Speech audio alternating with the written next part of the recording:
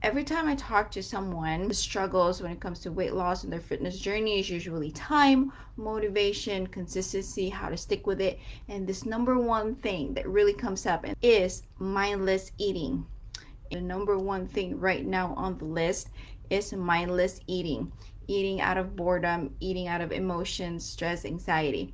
But I do understand that a lot of people, it goes beyond the mindless eating. There's an addiction factor that leads to overeating. Mindless eating is very common amongst women, especially now with everything that's going on. The stress levels are really high in our society. It's just easy to just reach out in the pantry and reach for the food without thinking about it. But there's also another level beyond that mindless or emotional eating, which I see is real happening to a lot of people. Is there is that addiction factor. There's some brain function happening in our that causes us to be addicted with food, and I think that's a step higher than just the typical normal mindless eating. The struggle is real, and I want you to evaluate yourselves if that is something you're going through. I don't like restricting myself from certain food groups. Like, I don't like avoiding carbs for the sake of weight loss. But for the sake of addressing some brain functions, let's talk about science here. Some addiction. There is something that happens in our brain that causes us to lead into a food addiction. Let's talk about some hacks to avoid those bad foods leading to addiction. So some people, there's junk food, especially sugar. Sugar, we've all heard it, that sugar is probably more addicting than cocaine. It's true. I have a sweet tooth, so I understand. I'm not at a point where I'm super addicted, but I love sugar. If there's something that I would throw my goals away for, it's sugar, it's sweets, it's desserts. That's my weakness. So if you're someone that is struggling with this, understand where it's coming from. In a vicious cycle, food addicts may actually be eating too much junk as a self-medication. A lot of people that are overweight or obese, they just have uncontrollable eating. It's all mental and psychological, and they just turn to food as a way to self-medicate whatever it is they're trying to fix in their lives. It's something that they turn to when they're super stressed or when they're dealing with something huge or traumatic in life. Food can be comforting. So most traditional diets fail because they're based on restriction. A lot of the diets that you see, whatever, keto, they're restricting carbs. Atkins, they're restricting carbs. Whatever diet you're going through, if it has a name, there's some sort of a restriction going on, or eliminating some food groups. And low calorie diet, a lot of those diets also don't address the mechanism of addictions that leads people to overeat in the first place. And that's what I want to talk about to you today. And I'm going to give you 5 tips on how to hack your brain to free yourself from junk food addiction. If you do find yourself, reaching in the pantry out of boredom or out of stress, out of anxiety for foods that are not technically not healthy for you, that are not nutrient dense foods, if you find yourself reaching for that more often than not, then this training is for you. Like what I said, I'm all about balance. 80% nutrient dense food, and then 20% for the fun foods, for the sugar, for the sweets and stuff. But if you find your ratios flipped and you're reaching for the sweet stuff and the junk food 80% of the time more than you are reaching for the nutrient foods, then listen up. I have 5 practical things you can do to avoid that. So what happens when you're addicted to something? It triggers these happy hormones, dopamine and serotonin. These are hormones that activate every time we satisfy something like an itch or an addiction, okay? These two are the hormones that activate when we exercise, actually. So that's why they say if you're feeling down, just go to the gym or work out, go outside and work out, walk, because it activates dopamine and it makes us happy. So these 2 things, dopamine and serotonin, are the hormones that you're dealing with when it comes to addiction, and that's what you're satisfying when you reach out for whatever. If you smoke a cigarette, or if you like to gamble, if you like sweets, these are the stuff that gets. What you can do instead of satisfying that addiction to raise these dopamine and serotonin, you can do other things to increase those levels of hormones.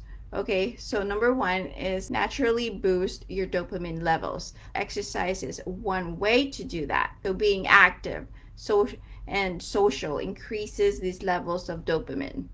We do new and pleasurable experiences, something like hiking. If you like to go out and hike, if you like to cook, whip up a new recipe, or turn on your music. So those are some things you can do to boost dopamine levels. When you're itching to grab something in the pantry, just go outside and walk or get some fresh air.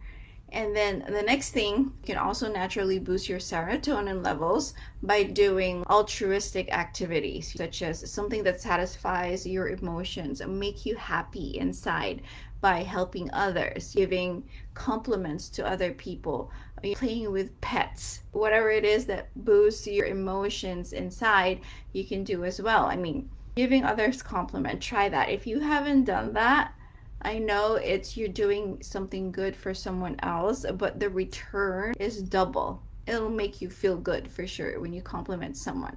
And then when you see them light up, they also compliment you back. It's such a good feeling, right?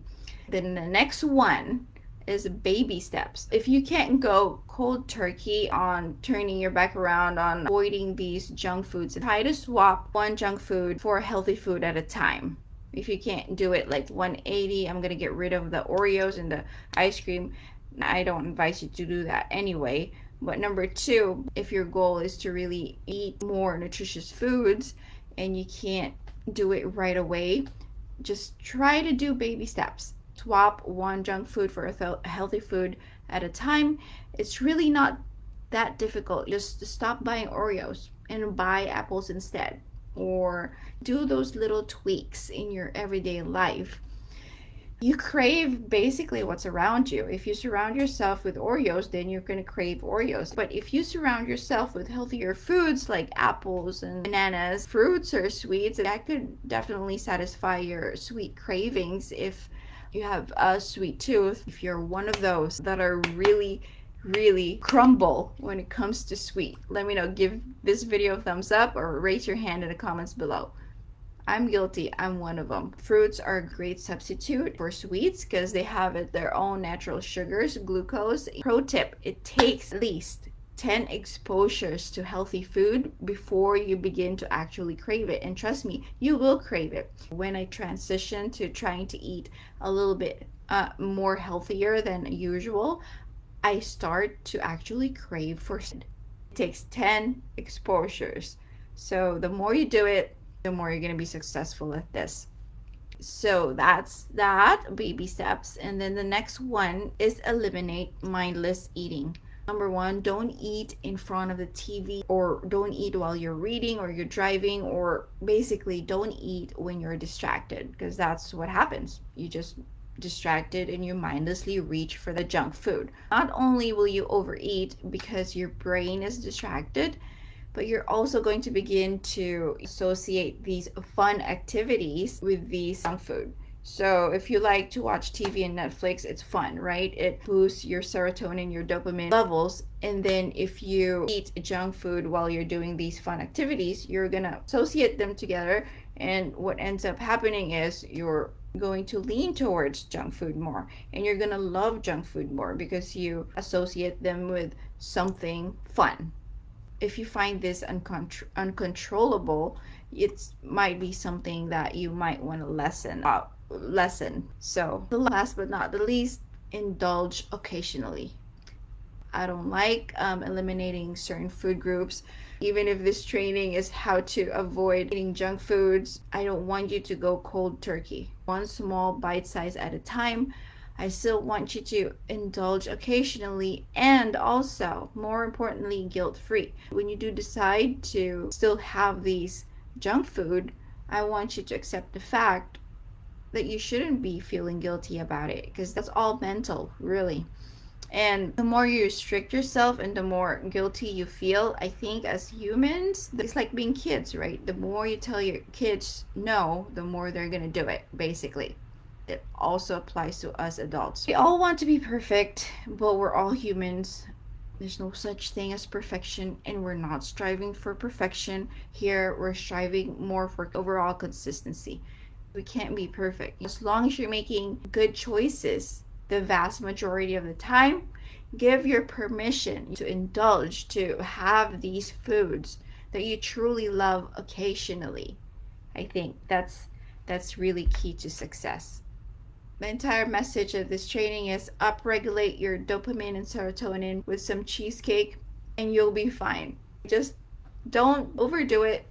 I hope I helped someone out in this training. I'm pretty sure I did because I talked to a lot of you ladies out there, and when I ask what is the major struggle, it's usually sweets. Okay, so before I go, I would like to offer someone out there who is feeling lost with their weight loss journey. If you still can't figure out why you're stress eating, why you're mindlessly eating, I would like to offer a free audit. We can chat about it. We can look at what you're doing, see what could be causing all this mindless eating. I could offer you tips to show you beyond what I talked about today in this training. I could show you exactly how we can fix it. There are other ways that you can definitely do in order to fix it, and it's going to be different for everyone. So even if I gave you these 5 steps, you might need something more. I would love to go over it with you and chat about it with you, and it's totally free.